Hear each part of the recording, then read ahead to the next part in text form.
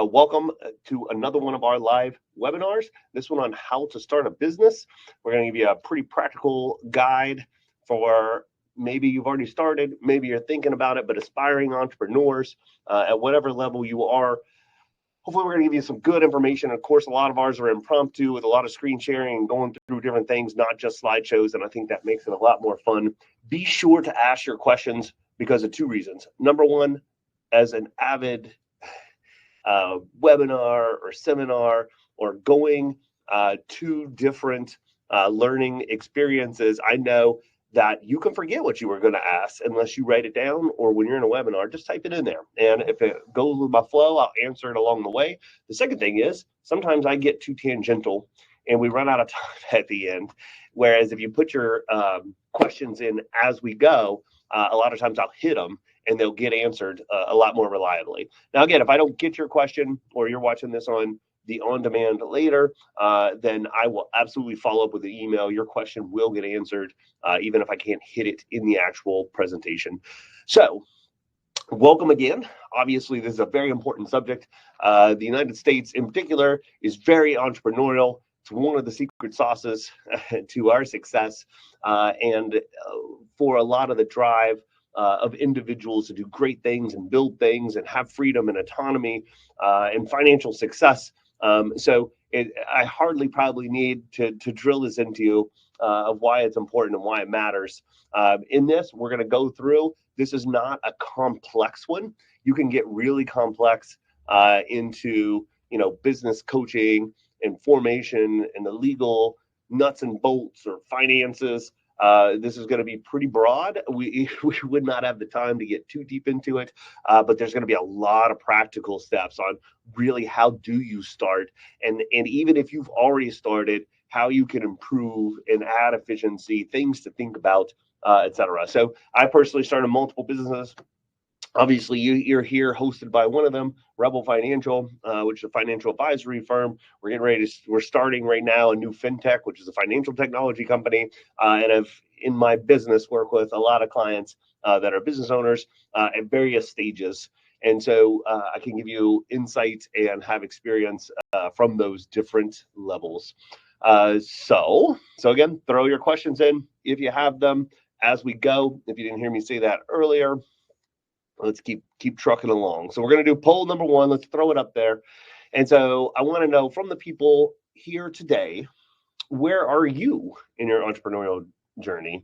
You're just exploring ideas but haven't started. You're working on validating your idea. You've recently launched, but it's less than a year. You have been in business for more than a year, or you're just here to learn. You don't even have any plans to start at all. So just like to see where we're at here. Thanks for participating. It makes it a lot more fun to just know who we're talking with and for you to be able to participate as well. So give you another second here and we'll close it down. So it looks like 50% of people are just exploring ideas but haven't started anything. There's a third of you that have an idea and then trying to validate it and get going. And then 16% are just here to learn, no immediate plans. Totally fair. Starting a business is a big thing, and it is a lot of work. And so what does that really mean? I think a lot of people say, when you start a business, you got to get an LLC or you got to file with the state. And that's what they think. Starting a business is doing this legal structure thing, right? And of course, you may very well need to do that to make sure that your business is protected and in good legal standing, etc. But really, I think what we had just mentioned in terms of all these people that are thinking about it but haven't done it is, I think you may know somebody or heard someone or read a book or articles. It is a lot of work. So the real first thing is, like, what's your commitment level to this? Do you really want to be a business owner? There are a lot of financial rewards if you're successful, and there's a lot of freedom and personal growth. But generally, for most people, it's not going to be 9 to 5. You can have shorter weeks sometimes. And there are some lucky people that, maybe even with like the social media type stuff that could work 20 hours a week and make a bunch of money.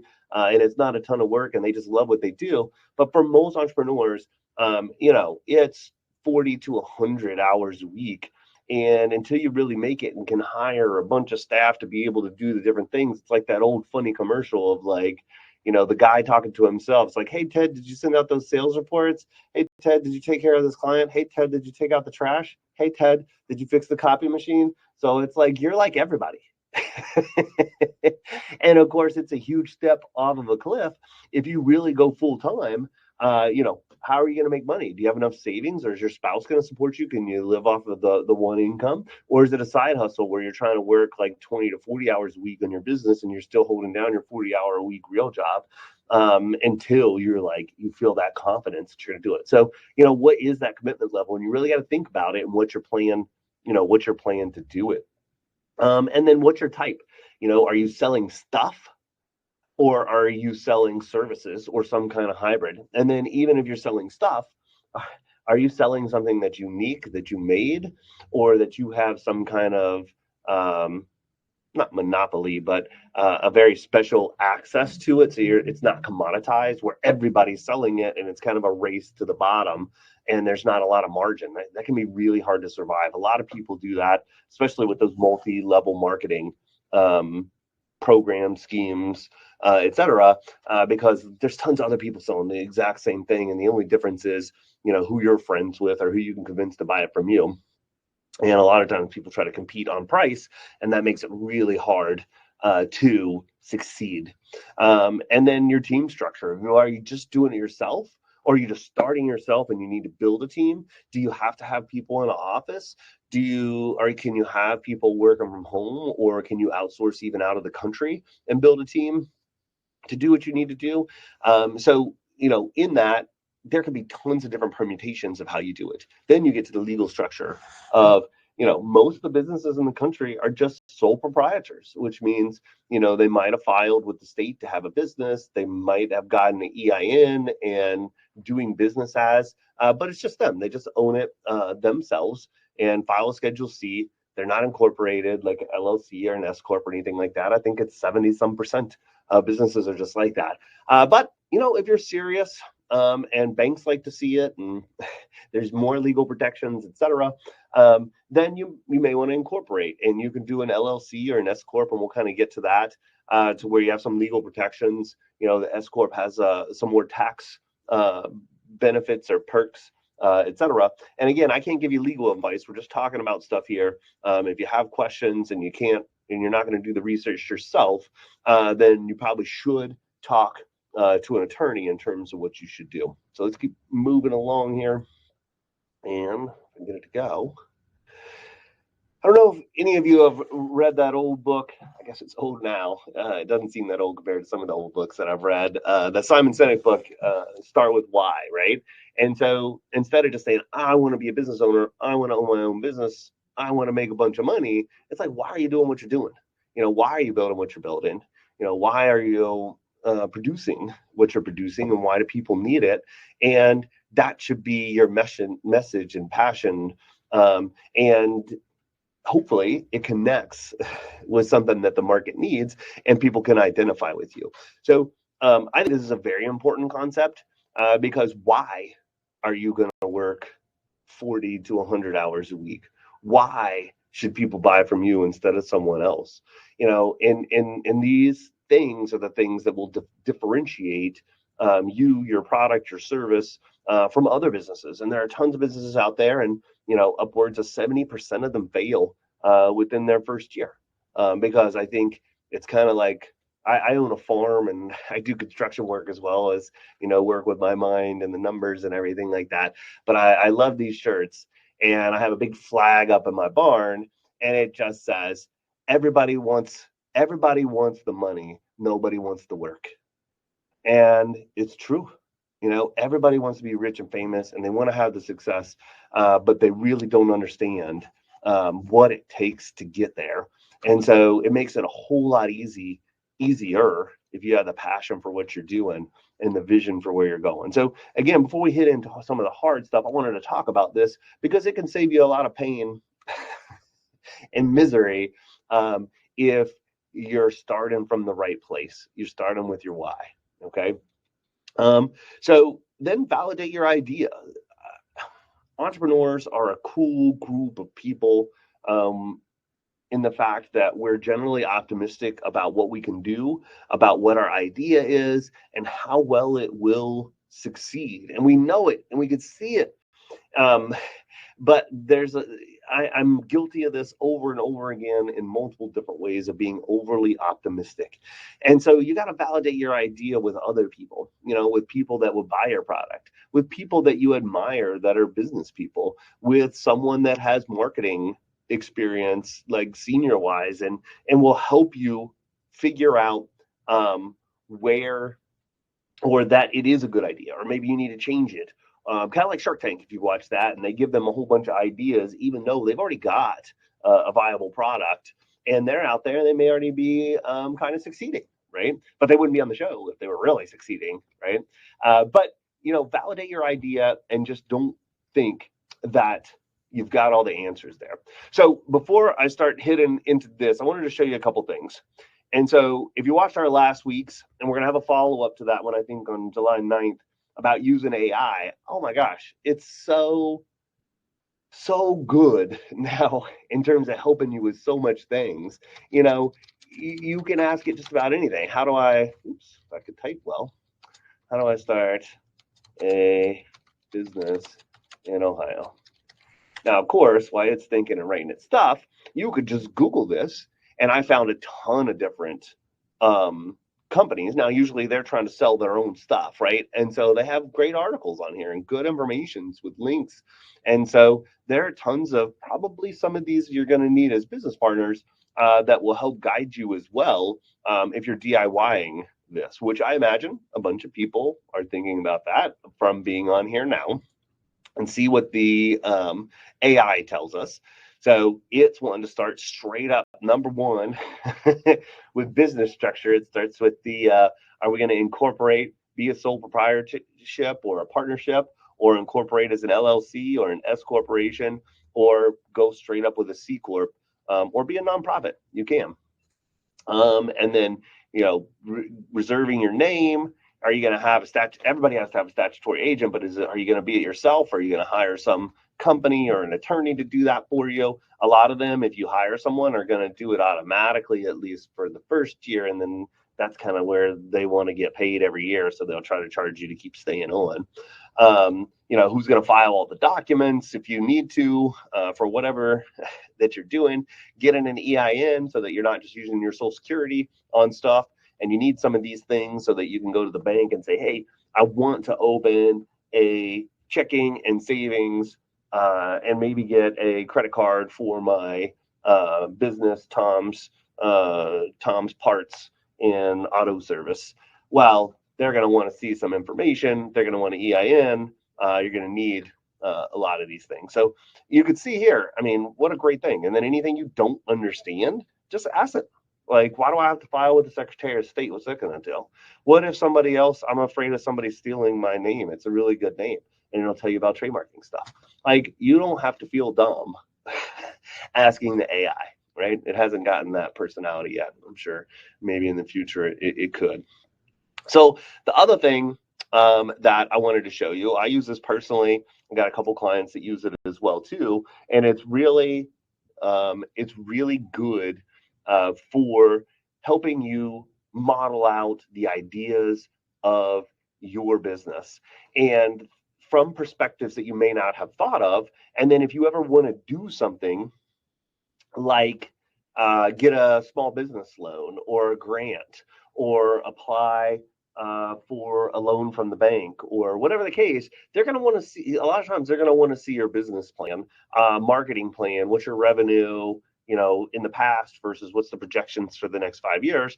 And this helps you lay it all out. It's gotten a lot better in the last year and a half because they've added AI into it. Before, it was real pain because you had to write so much stuff and it was so much work. Now you can have the AI help you write with your guidance and it'll really fill it in, make it more professional. You can do this a lot faster. You can integrate it with your bookkeeping and so that it comes back it's really affordable. I mean, you get the good version here that's got all the extra stuff that might take you a long time to look up, or you may not include. It's like $40 a month, right?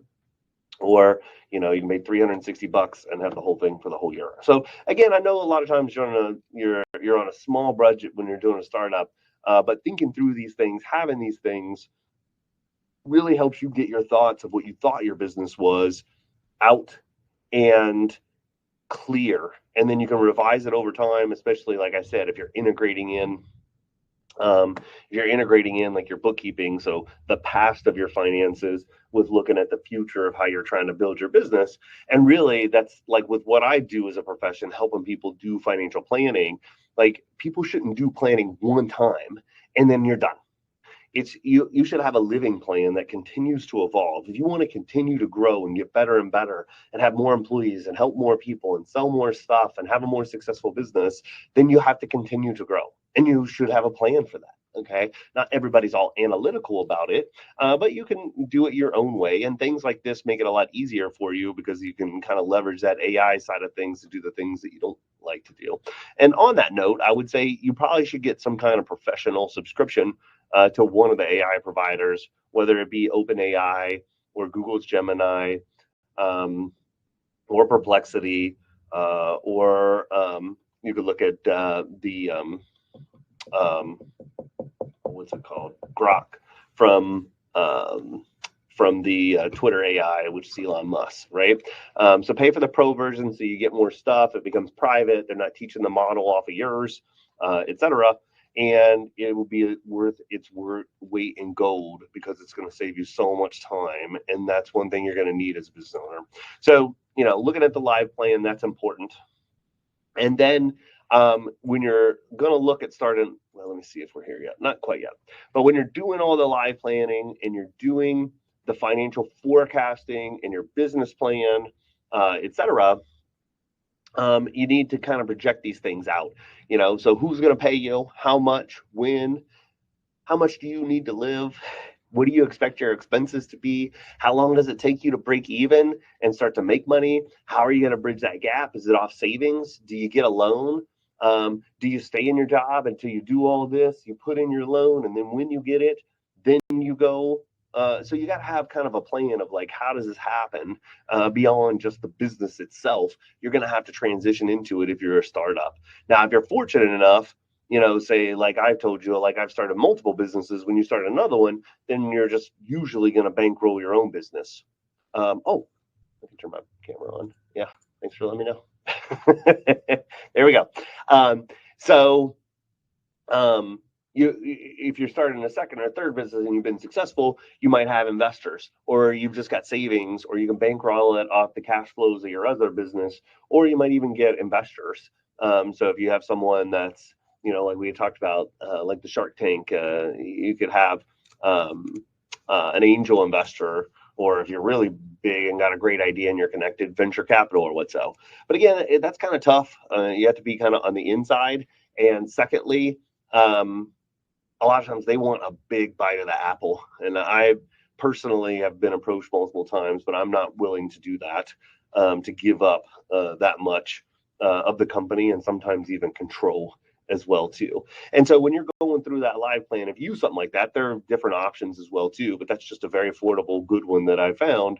You will answer a lot of these questions, and you may answer them kind of BSing at first because you don't know, but at least you thought about it, and that's what you're going to try to do. And then when things change and you update and you found what really worked, then you can update the plan, right? And that may change some of your underlying assumptions, which are going to change your future numbers inside of there too. Because you want to make sure, if you carry out what you think is going to happen, how much money are you going to make, right?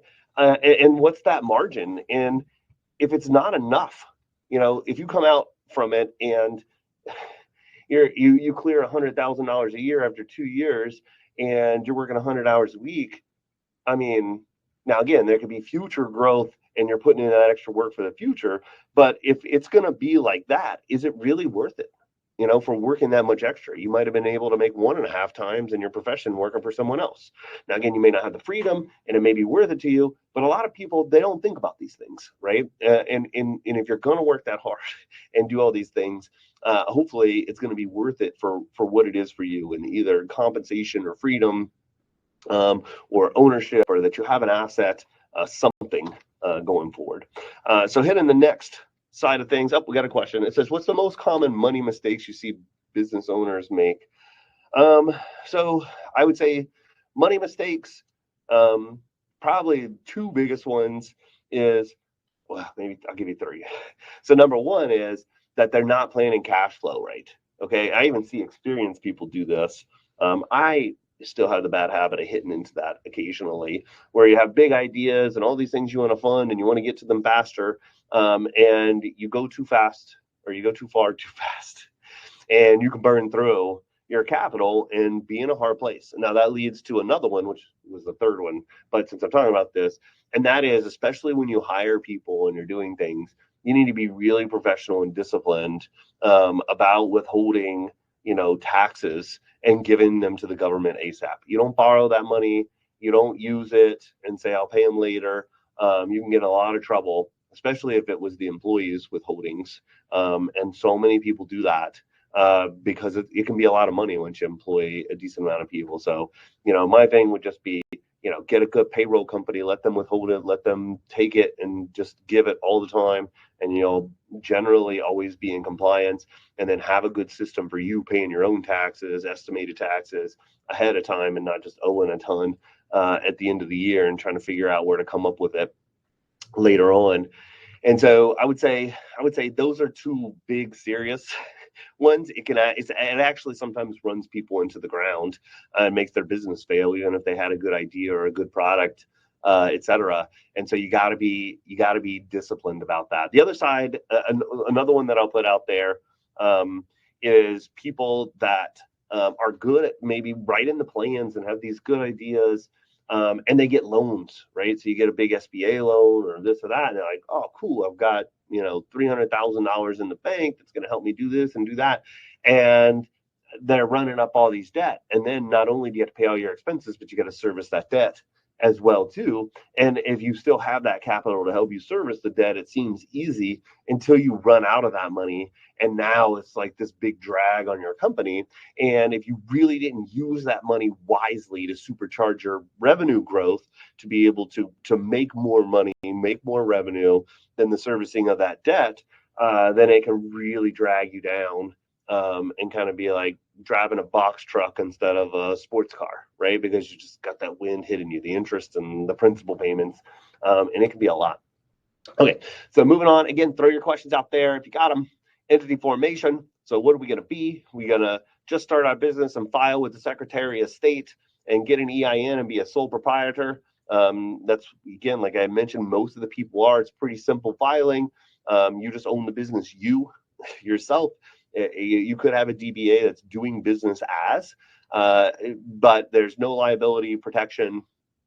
It's very easy. You're just going to file on your Schedule C of your taxes. You're going to do the same thing with your LLC as well too. It's a pass-through entity though, so it still works kind of like your sole proprietorship, but you're going to get some more liability protection. It's more serious to other business partners, banks, etc. And so again, if you're just like, which one should I do? So that's legal advice, right? So that's where you're going to have to either, you are allowed to represent yourself legally. You are not allowed to practice law for someone else unless you're a lawyer in that state that's licensed, passed the bar, etc. And so it's your right, like in learning this information, or I'm going to show you some of these websites, to go here and do your own research and do your own thing, because it's a free country. You can represent yourself in trial if someone sues you or someone says that you killed somebody or what's but you can't represent somebody else, right? And so like I can't tell you what to do because I'm not an attorney. Right. But we can talk about things. And then a lot of times in my profession, when I have clients and they're like, they'll hit a point where I'm just like, all right, you need to go to the attorney. So they know exactly when to do it and how to use them well. And most attorneys now are billing somewhere $150 to $600 an hour. I'd say the average that I've seen now is probably pushing towards like $250 to $300. So it's expensive. So you really got to be efficient with your time. And if you're on a shoestring budget, like I said, then you're going to have to do a lot of due diligence and DIY as much as you can. But again, if you need it, these mistakes can cost you a lot more than what the legal advice would have. So don't be cheap, but be frugal. Okay. And then S Corp, very similar to the LLC. However, with it, I'd say one of the big things that people choose it for is for the FICA tax savings. So like the Social Security, Medicare type savings. So if, let's say, an average person in your industry makes like $90,000 per year, and you are going to make 150,000 with the company, you can pay yourself like a salary of 90,000, and then the rest would get distributed like as a dividend. So it's like investment income that you don't have to pay like the Social Security and maybe not the Medicare, depending on how much you make. And so you could save all that tax over the top. If your profession is a high paid profession, it may not make much difference because your customary normal salary is more than what the Social Security FICA wage base is. So it doesn't make as big of a difference. So again, there are other differences. It's a little bit more complex tax filing and and can be more expensive with the S corp. But there are some other reasons too. So you're really unsure there if you do your due diligence. That's a very good reason to engage an attorney. Okay. Let's look at some of these things of what you can use. I looked up multiple of these for you so that we could take a look. So this Zen Business, you can kind of see you want to start an LLC or an S corp, etc. They've got different packages, kind of like an a la carte one here, or you can just pay a little bit more to have more things done automatically. And so with this, it's going to file the LLC. They're going to help you with the first year of compliance. They're going to make you an operating agreement. This is a very easy one to skip when you're starting up, but you should generally do it. Do your operating agreement. Make sure that it's right and it's just not some boilerplate crappy thing. Actually read through these things because it can cause problems down the road. Get an EIN so you're not functioning off your Social Security number. And then, business services, I do my own things. You figure it out. If you're going to go buy from GoDaddy or whoever, I probably do that via them. But if you're like, oh no, I'm just going to bundle and I don't care who I use, I just want to get this set up pretty fast, you could use some like this to bundle. And then you could use these extra services. We're going to talk about them separate. But anyways, these are the main things right here.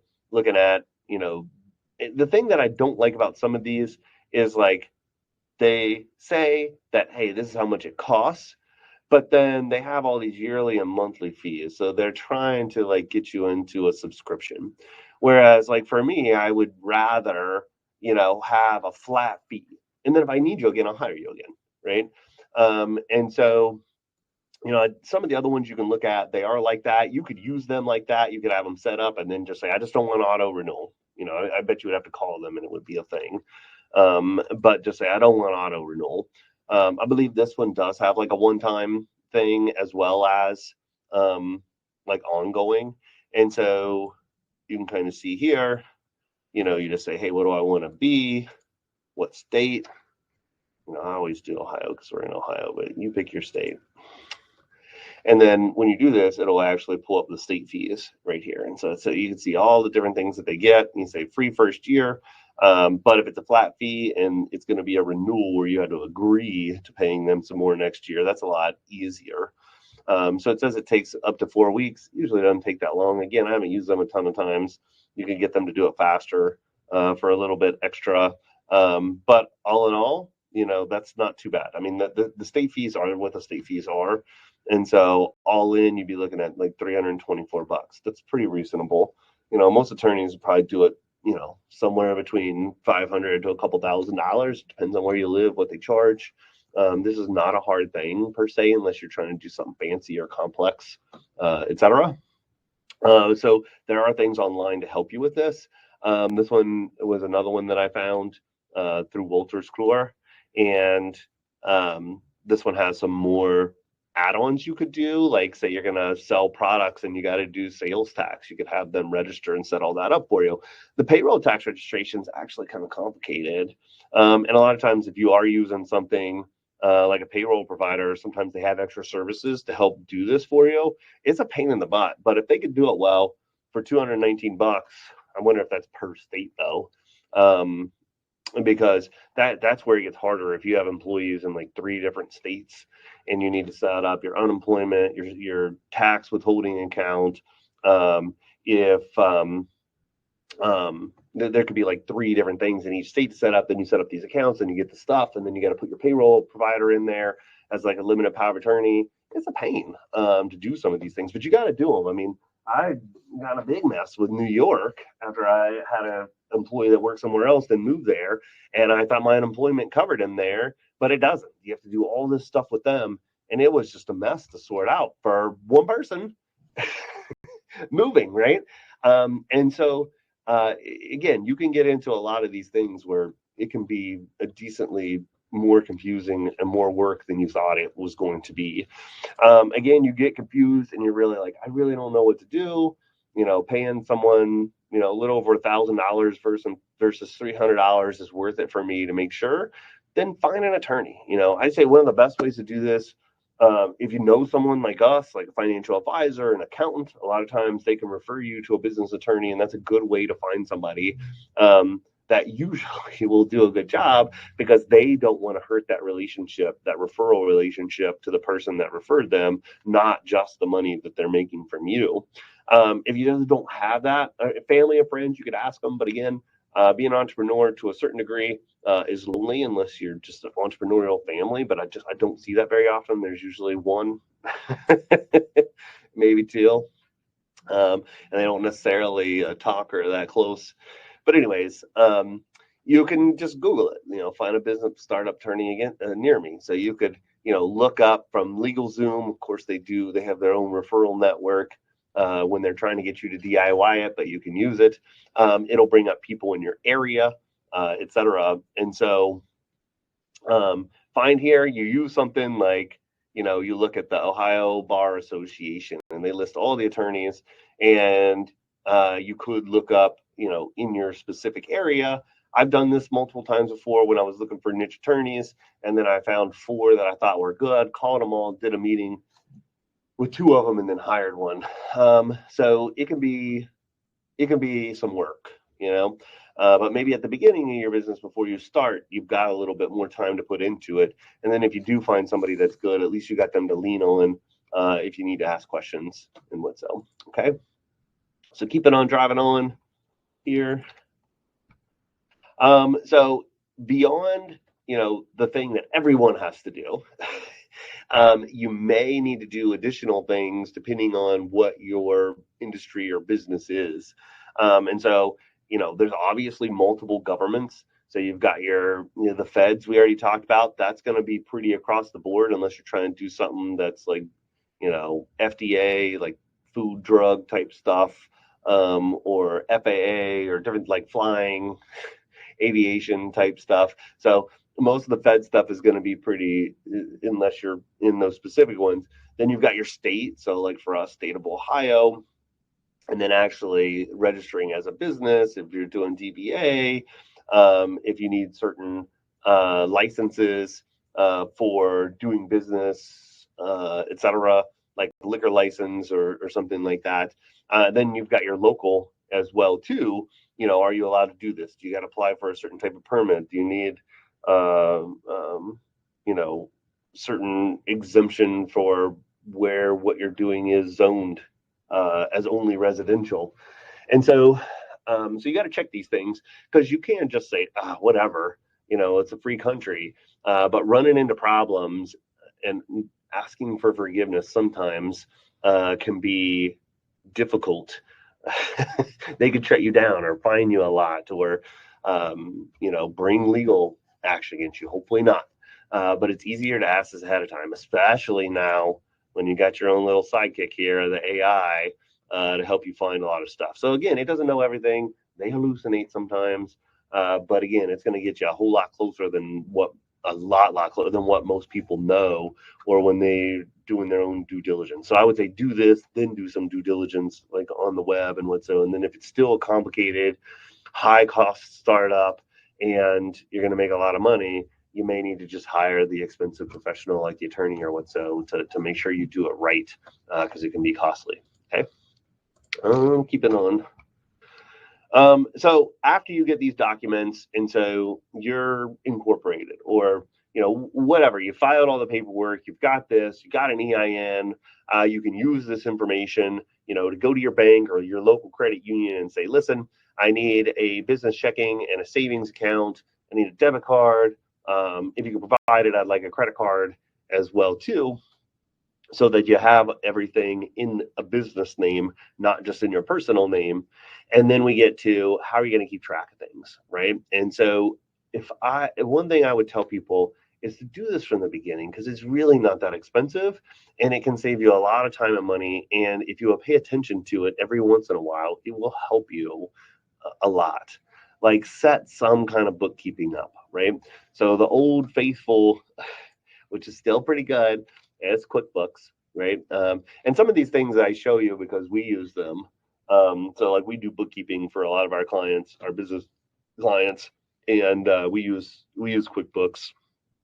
Even though I would like to upgrade it and use something newer and better, it's just almost nothing is integrated as well as QuickBooks. QuickBooks integrates to almost everything, which is just so nice. I hope some of these newer, faster AI integrated things start getting up to the speed of but QuickBooks is kind of like the Apple App Store and Google Play versus, some small company that they don't hardly have any apps and stuff for their phones or whatever the case. And it's a huge thing. Okay. And so if you do this and set it up from the get-go, and you can see how much it is, right? And so it's not cheap per se. If you're starting at the base level, it's $35 a month, and they're advertising, a good amount off for the first 3 months. But really, it's $35 to $200 and some per month. Not many people are going to need to go over this, but it's simple. Even if you just started it simple, okay.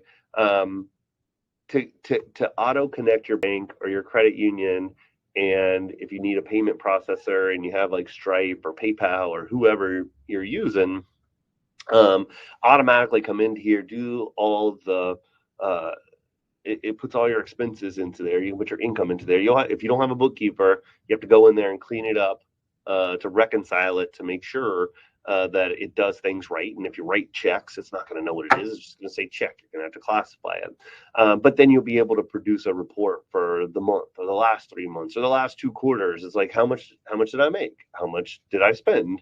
What's my margin? And it can be really eye-opening when you look at this.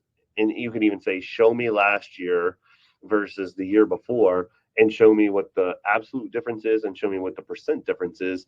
And so you can see, I'm growing my revenue at 30% per year. That's fabulous. But my expenses have gone up a little bit more than that, and it's not scaling well. Why? I didn't realize we were spending $100,000 on marketing and advertising. Like, where's that going? And you could click into it, and it'll show you the individual things. You're like, I forgot we were paying that guy. Let's cut this and cut that. I mean, it can be worth multiple times what you're paying to keep track of everything for you. And then you can send invoices and stuff. So there are obviously different softwares in this. I think the one that's probably second most integrated that I've seen is Xero. It starts with an X, so Xero. But I would do this from the get-go. I don't care how small you are. Like, keep your stuff organized so that when you want to look at it, all the data is there without having to try to export a bunch of stuff from your bank or statements and et cetera. And then do that cash flow planning, like I had mentioned at the beginning, about like, where's the money coming in, how much is going out, and then projecting for the future so that you're not just going to run out of money. Cash flow, as Warren Buffett says, is like the lifeblood of a business. You need it, like your blood flowing. Are you breathing? Your business needs positive cash flow. And when you're a startup or you're in the early part of your business, you probably want to grow. So a lot of times you're taking a lot of your cash flow and shoveling it right back in. And especially if you have credit, or you're paying people or what, so you can shovel it in a lot more than what's actually coming out, and get yourself into trouble. And then at that point, it's hard to borrow or what so. And if you just don't have a lot of savings or a wealthy family or what so, who's going to give you the money? and people aren't going to work for free, whether it's your business partners or your employees or whoever. So be diligent on your cash flow planning. And it's something you'll always have to do until you get big enough to have like a CFO and an internal accountant, maybe operations person. But even at that point, I would tell you, you still need to keep your finger on the pulse of your finances. That is where a lot of the embezzlement and fraud comes from, is when people don't like the finances side of things and they're a business owner and they kind of outsource it to their office manager or this or that, or they have an accountant that helps them do all this stuff and they pay them a lot. And they're like, you just pay the bills and help me keep track of this. And they don't know their finances. It's very easy for them to take money and it just looks like you're a little bit lower margin business. And so I've seen that happen multiple times. It's even happened to someone in my family as well too. They had an office manager embezzle from them. And so you need to keep track and your fingers on the pulse of your money, even if it's not your most favorite thing to do, and someone helps you do a lot of it. You got to be the trigger puller and the ultimate check writer, and to be able to look at your books and understand them and know where the money is going so someone can't hide it from you. Okay. So like I said, make your tax payments and pay it in for your quarterly estimated taxes. So most of the time, you're not like a regular employee where your taxes are just withheld. So you're going to have to make extra payments to the government that are called quarterly estimated taxes. So make sure they're going in. If you're an S corp or what, so you will have some tax withholding, but you'll probably still need to make extra payments on top of that. You don't want to get behind and then be owing a lot. There are ways to deal with that. So if you need help, talk to your accountant. We help our clients with that. We have in-house accounting for a lot of our clients. So we're a little bit different than most financial advisors in terms of we help business owners, bookkeeping and payroll, and then our regular clients with their taxes and even their checking and making sure they're getting a good savings rate. We do a lot more in estate planning, etc. Track your expenses. Don't just spend money, especially if you're doing good, and be frivolous. It's really easy to do, especially when you hit a good growth phase. You still need to be very deliberate in what you're spending your money on, how it's going to work. What if that cools back down again and you've committed to a 1 or 2 year contract? What's going to happen with that? Generally, if you spin it like through your checking, checking or debit or credit card, and you've got a statement from it, and you're keeping it in your bookkeeping software and reconciling it, it's not usually necessary to save your receipts. I still do whenever I can, and I just throw them into a big folder for each year, basically. But you don't necessarily need to, because you have kind of two independent kind of sources and reconciliation of that. But it's still, if you were to get audited and they really hammer down on something, if you had a receipt on top of everything you're doing, it can be good. And then get professional help, especially once you're successful.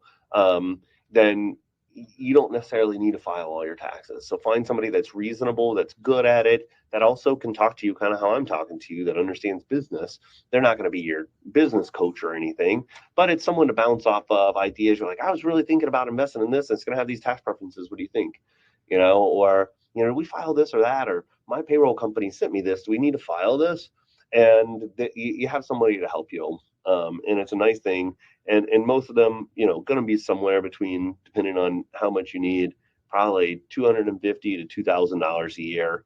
The more you're going towards S corp and making more money, and sometimes you got to file multiple things because you could be an S corp and a partnership, and so that's a decent more work for them to file all that extra paperwork versus if you just own one business and it's an LLC and it's a 1040 with a Schedule C, it's easier. So again, you don't have to understand all this stuff. Some of these things may ring a bell when it starts to happen to you down the road. Okay. So then once you get your business set up, again, throw your questions in here. I think we only had one brave soul with the question. If you got the question, throw it in here. Let me help you. So once you've kind of got the nuts and bolts put together, and you could do all of this stuff that I've talked about so far without even having one client yet, right? You can form your company, incorporate it, get your banking stuff, set up your QuickBooks, get a domain name, forecast out the future, do a marketing plan, and then at some point you do need to get started, and you want to, in the end, build a brand. Okay, not just sell stuff, because inevitably, even if you're early into a market, without a brand, then eventually you're going to get commoditized, meaning that it's a lot of people are going to sell or do what you're doing, and at a certain point, when a market is flooded with a lot of services, or a lot of the same type of service, or a lot of the same type of product, then it's very hard to differentiate. Should I buy this one versus that one versus that one? Oh, which one's the best price? Right? But if you have a brand, I don't know any off-brand of Doritos that are any good. Like, if I want that type of chip, if I want a cheese chip like that, the tortilla chips, like, there's nothing as good as Doritos, right? And so that brand is so strong, and they know it, just like Coca-Cola and Pepsi, right? And so you want to be the Coca-Cola of whatever the heck you're doing. Now, you can't get there overnight. It could take decades. But if you do not have an idea and a strategy, and you're disciplined about pursuing it and doing it and living it, then it's never going to happen. I mean, I guess there may be some people out there that are lucky, but I don't really know any. A lot of these brand icons took decades, if not some of them over a century, and they are the ones that really print money, right? And they can do other things. They can change. Say some business gets totally commoditized, they can use their brand to switch to something that's kind of related, kind of like how IBM has switched from making PCs to doing more consulting and other types of things, and AI. It's a very important thing, and you'll make a lot more money, have higher margin business, have lots more options. Your business will last longer. Your life will be easier the more your brand excels. So you got to have that strategy, find your mission values, make a great logo, implement it into your website, your marketing materials, your culture of how your customer reps are, how they treat people, how people see you, etc., and your messaging, and make it consistent and all the time. And of course, we can't almost do anything in this world. We got a question again. What are the most? Let's see. How do I build a strong team and organizational structure? Whew. So I'd say one of the things I meant to say that I hadn't is, like, you really do, in this day and age, beyond like the AI that I talked about, have an awesome superpower in terms of there's a lot of awesome people that have done great things, that have shared their knowledge. And by reading books, and now a lot of times people do podcasts and audiobooks, you can really benefit from that. And so, like, even when I was talking about Simon Sinek, or you could read Stephen Covey, like 7 Habits of Highly Effective People. You could read some of the Dave Ramsey books that he's written. There's a lot of great leaders / entrepreneurs that have, because it would be hard for me to tell you how to do that with like the 10 minutes that I got left here. But a lot of times when I'm working out or running, or I'm working on my farm, or I'm doing something that doesn't take a lot of mental, I'm listening to an audiobook. And so, again, as I said, you got to drive somewhere. So I used to go, a lot of my clients when I started, I got from university, like faculty and staff. And so I would go to University of Cincinnati and Ohio University. Whenever I'm driving to and from, I'm listening to these books and learning new things, and learn how to be a leader, and how to manage a business, and how to, do performance reviews. And I was ex-military, so I probably had a little bit more head start than most people. But I would say that is probably the number one thing for you. But start small and build, and in today's world, you can do a lot more. I was going to show you, well, actually, let me see on this slide here that I got. Let's see. Yeah. You can delegate, so you don't have to start with someone that is a full-time employee that you've got to pay all the benefits for them. And so you can outsource stuff. So you can get a virtual assistant and say, I only need 10 hours a week, but I needed you to help me manage my calendar and do this and do that. It would give me the time to be able to do these other things that I really need to do.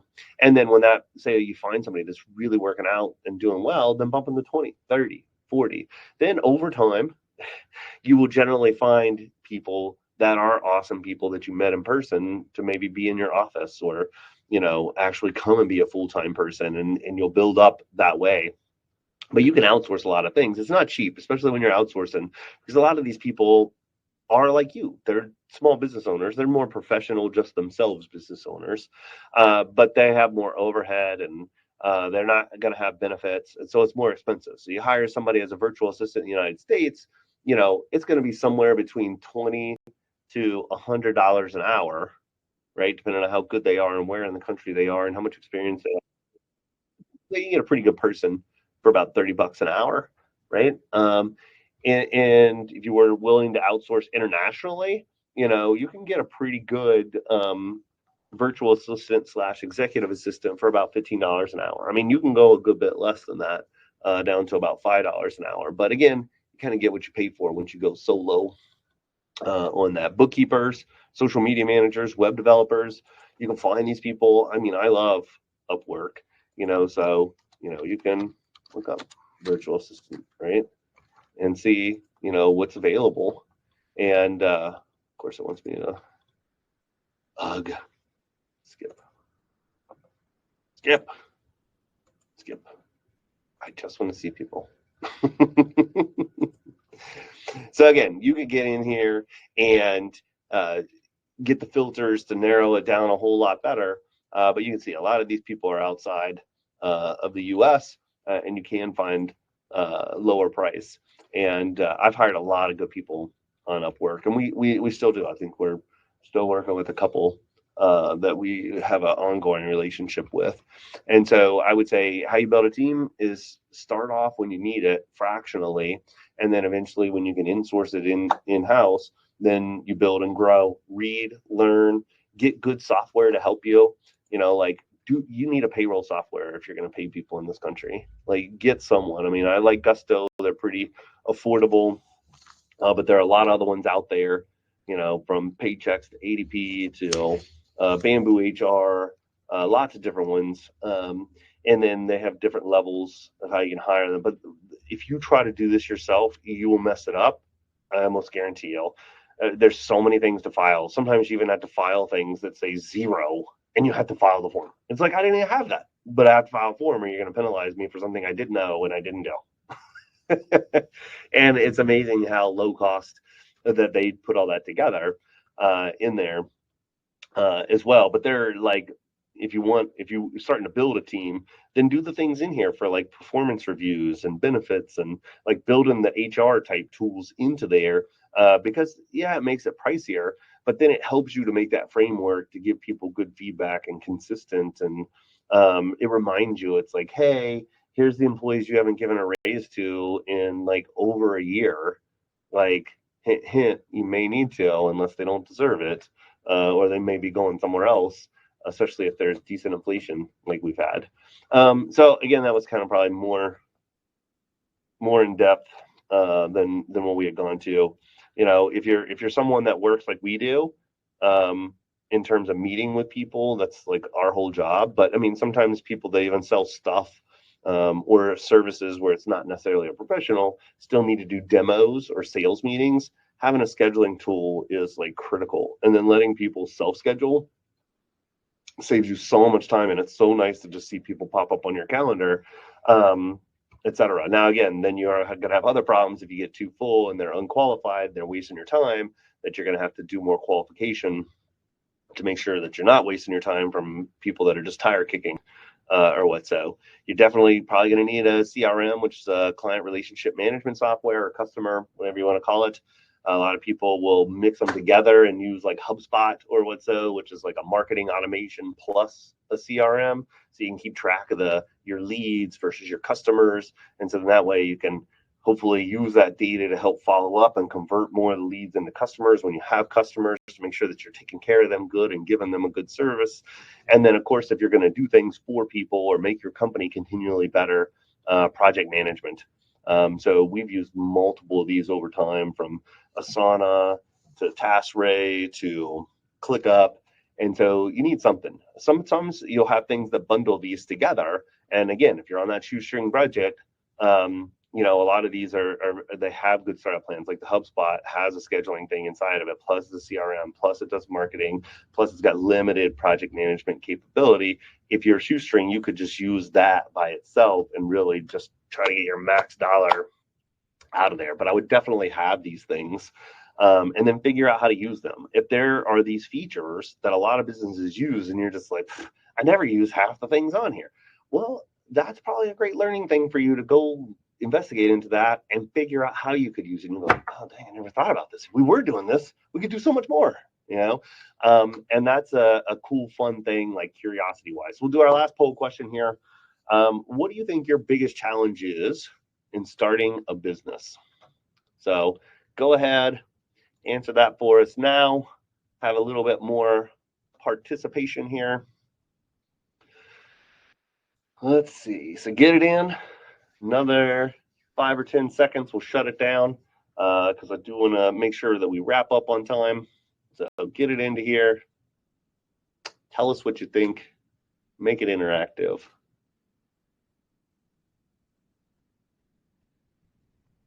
All right, let's shut it down and see the results. It's pretty split. It's pretty even. So, about a quarter of you said finding startup capital was the biggest challenge. Another quarter said marketing and customer acquisition. 28% said time management and work-life balance. And then, only about 14% legal and regulatory requirements. So pretty even. Those are all big challenges when you think about it. And very good concerns. And so startup capital, I would say there's so many more options now than there used to be.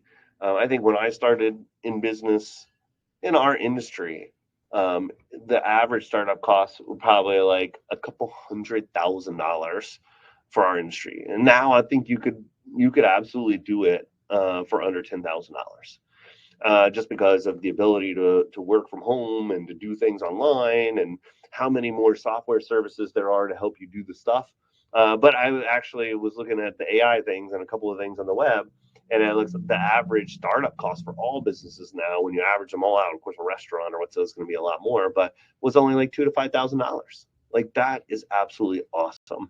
And so startup capital for most people that don't have a capital intensive business is so much better than it used to be. But still, you gotta, if you're really gonna go all in and you lose your salary, then that's a scary thing, regardless. But doing like that live plan and modeling everything out and forecasting and getting your plan together, I think for most of these help you think through it and how you're gonna do it. Okay, we already talked about that. I'm a big proponent of this, KPIs, which are key performance indicators.